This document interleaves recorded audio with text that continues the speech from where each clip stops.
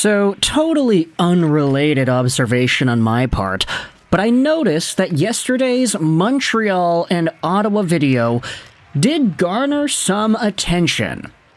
So, whilst we have Canadiens fans and Senators fans, to some capacity, collaborating in the comments section of videos that we post, let's go out there and dive into yet another Habs and Sens related topic. And a rejected trade which went out there and made itself known on the airwaves of BPM Sports Talk Radio.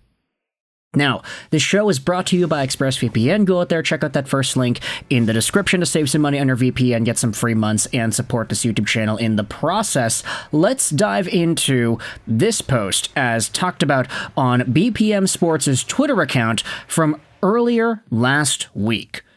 Matthias Brunet went out there and said this: the Montreal Canadiens tried hard to get Dylan Cozens, but the demanded price from the Buffalo Sabres was Cole Caufield or Slafkovsky. This is all according to Brunet, who of course has the video segment on the show, and this tweet did garner some attention, a lot of people going out there and responding to it, but I wanted to dive into this particular news because it does strike me as an interesting thought experiment. Because when you think about the player that was inevitably traded by Buffalo, you think about what he's doing in Ottawa, you think about what the Canadiens would have had to give up had they made this trade instead, things get a little bit interesting now, don't they? Dylan Cozens is the man of the hour, the newest Ottawa Senator, and a guy whom we labeled as a potential franchise piece for this team moving forward if he develops in the ways that we think he can. Cozens with the Ottawa Senators has 4 points in 5 games, and he has already started to win over the hearts of Sens fans. We've made a few videos talking about Dylan Cozens and his impact in Ottawa and just how good he has been. A lot of y'all in the comments have been very supportive of these commentaries, so I appreciate that. Although I will say a lot of it is because he's been playing very well, so I think a lot of Sens fans are just really excited with their new toy. Anyways, though, Cozens has been this sort of power forward, workhorse type asset that the Buffalo Sabres were just not able to fully capitalize on the past little while. He was really good in Buffalo 2 seasons ago, where he had 68 points in 81 games played as a mere 22-year-old. It's why he got the big beefy contract that he's on right now, which sees him making $7.1 million till the end of 2030. But ultimately, Dylan Cozens and his production, the way he was able to convert offensive opportunities, and just the impact in Buffalo, it really waned the past little while here. So Buffalo, in their ever so constant attempt to move around younger pieces because it's just not working out for them, they traded him to Ottawa for Josh Norris. And that wasn't it. That wasn't the entire trade. There were a few extra things in there too, but essentially it was Cozens for Norris. And when you think about Josh Norris and his overall capability as well, I know that a lot of Senators fans will express their kindest of hopes that he becomes a good NHL player consistently and he gets 30 goals a year, maybe not against Ottawa, but still throughout his NHL career. It's just a question as to whether or not he'd have the longevity to do that. But when you think about the Montreal side of things, how they were in the running for Cozens, but how they inevitably said no because the price was too high, you gotta understand where Buffalo is coming from here. Matthias Brunet was very clear in that Montreal was asked of Juraj Slafkovsky or Cole Caufield, one or the other, in some sort of a Cozens trade. And while I'm not directly asserting that Norris or even Cozens would be of the same trade value as Caufield or Slafkovsky, you can understand roughly where the Sabres were coming from with this trade idea. Because in acquiring Josh Norris, the Sabres quite evidently get themselves a roster replacement forward. They also got Jacob Bernard-Docker, who will hopefully find better days on the blue line in Buffalo instead of Ottawa. So when you think about it like that, okay, Norris and Bernard-Docker, if you try to label it one for one, I'd say that Cole Caufield is a more valuable NHL forward than Norris is. Same thing with Slafkovsky. Maybe that matches up right there. Josh Norris and Jacob Bernard-Docker, at least the potential of what Jacob Bernard-Docker could be, versus Caufield or Slafkovsky. Not Caufield and Slafkovsky, but either one of them individually.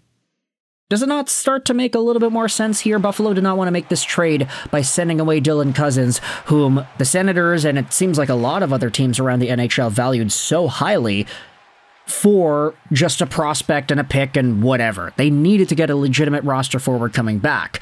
For Montreal, unfortunately, they don't really have too many of those. They don't have too many guys in that age range that could head over to Buffalo and already be established as a star.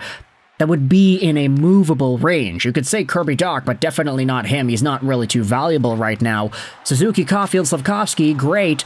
They're all in that territory, but realistically, we know Montreal doesn't want to trade any of these guys. The only other names you could debate are in that territory are like Alex Newhook, but he's not good enough to demand that sort of a trade return price.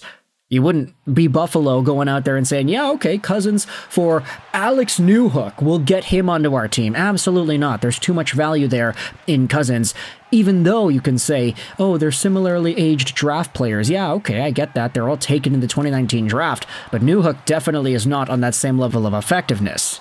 So at the end of the day, when you think about the real Cozens trade that was made between Ottawa and Buffalo, Josh Norris and Jacob Bernard-Docker for Dylan Cozens and a bunch of other stuff, I think it works out. It makes sense. Buffalo gets a guy that they hopefully are going to continue to see production out of in Josh Norris. Ottawa gets a menace that'll help them solidify their playoff spot and their playoff hunt. And the Montreal Canadiens get to keep Caufield and Slafkovsky.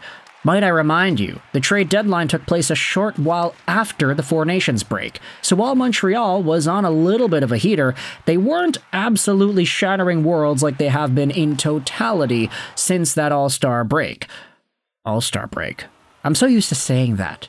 I need to get used to it. Four Nations break. Four Nations break. Heck, it's not even really going to be relevant next year anyway, because there is going to be a regular All-Star break. But next year there's also the Olympics too. I don't know.